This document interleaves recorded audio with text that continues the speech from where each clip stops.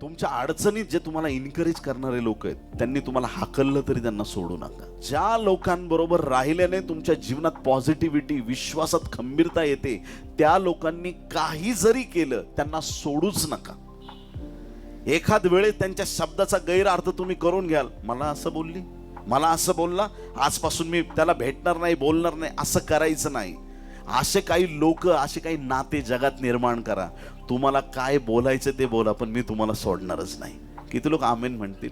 Hallelujah. जिथून आमची आध्यात्मिक उन्नती आहे, जे लोक आम्हाला प्रबळ ठेवतात, आमच्या टफ टाइम मध्ये आमच्या बरोबर उभे राहतात, त्यांनी काहीही केलं तरी त्यांना सोडायचं नाही.